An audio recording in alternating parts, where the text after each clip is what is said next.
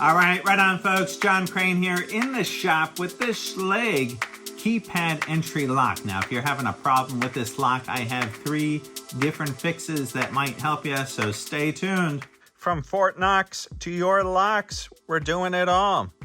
All right, you might have this problem with this style Schlage lock. This is a Schlage lock and or Schlage, whatever you want to call it. This is a model BE365. Now, the problem that I've been having with this lock is that you type in the code, it doesn't engage the mechanism inside. You can hear it kind of click, but nothing happens, and this spins. It doesn't engage the deadbolt, and you can't lock the door, and you can't get in. So let's take it apart. Let's see what's going on inside. If I flip this over on the back, I see right away I have some T15 Torx screws. Let's take those out.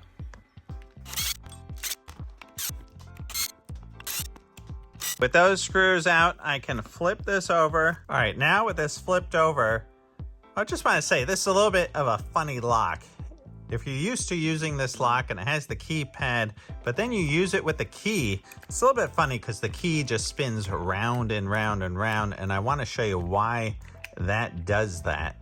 This isn't related to the fix, but I just want to show you, if we pull off this cover, you'll see if we spin this key around, you see how it drops in and it pushes in, and then you can engage the lock with the key. Let me show you why that is doing that. All right, you see this is kind of a rectangular piece here. Now that fits into that rectangular piece, and when those two fit together, that's when you can turn the lock.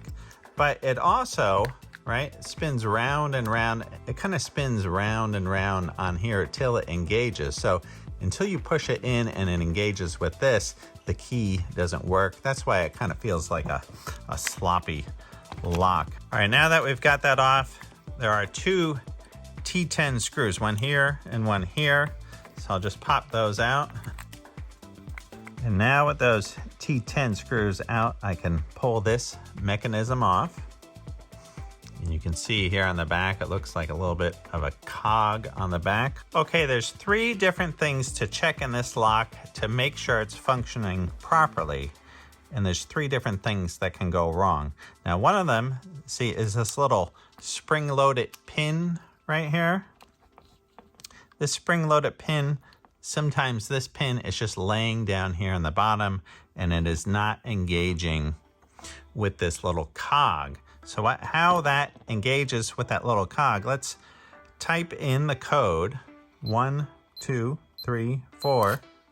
And you see right here, that pulled this little arm up, the solenoid pulled that arm up. It pushes this pin through that little hole, and then that pin engages with one of these slots here on this cog. And then you can turn the knob and it opens the deadbolt. Let me show this once again with the code 1, 2, 3, 4.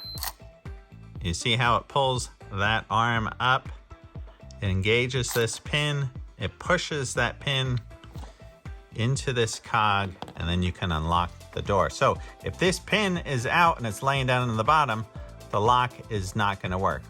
All right, another thing, for some reason, there's a spring under here. Sometimes it gets a little bit elongated and this solenoid cannot pull this arm up. Now, the quick fix for that is you pull this out and you'll see here, see that has a little tang inside right there.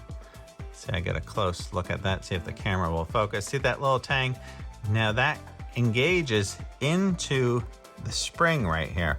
So a quick fix is you pull this out, you let the spring relax, and you just put this right back in, just like that. And that let the spring release a little bit of its tension there. It grew a little bit. This is higher up on the spring, and that's going to force the solenoid to pull this up a little bit quicker. I think sometimes the spring gets stretched out. And so now, 1, 2, 3, 4. There we go. It pulls it up, no problem. and then it automatically releases here after so many seconds. All right, another thing that can also happen, see this little deal right here? This is a little cam. Now this is a lockout for the keypad that you can manually do. And if I flip this over, okay, see that little flathead screw? I got a flathead screwdriver. All right, so I got the screwdriver engaged in that slotted screw, and what that does is that engages this manual override of the keypad. So if you turn this little cam down, that disables this solenoid from pulling this up. So if you have this right here in the down position, the keypad, the lock, the whole thing is not going to work. So you want this in the up position. All right, let's put this back together. Here's our two number 10 Torx screws. All right, we'll take our lock cylinder and we'll put that back on. Don't forget to put your little ring on. It's like a little washer. Now we put the cover back on. Flip this over, and now we're gonna put all of our screws back in our T15 screws.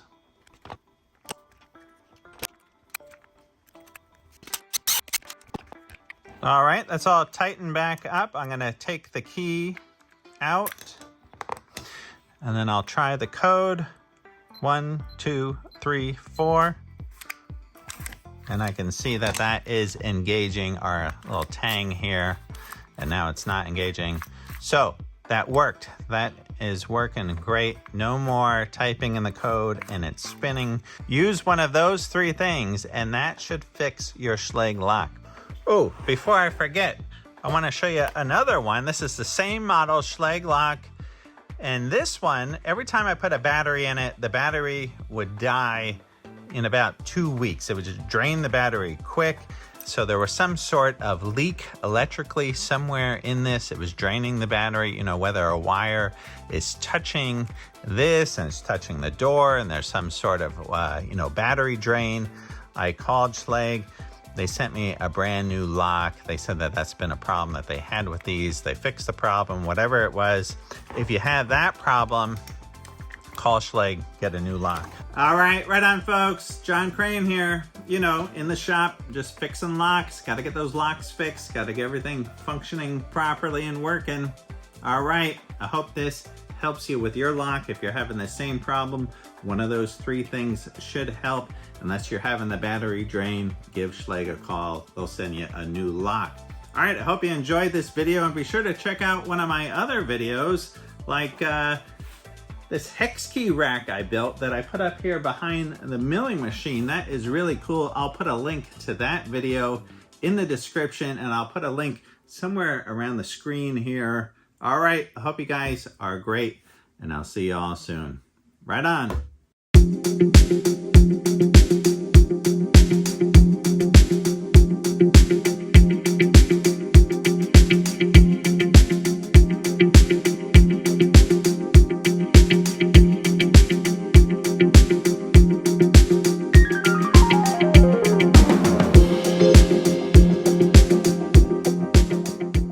What's your top knot?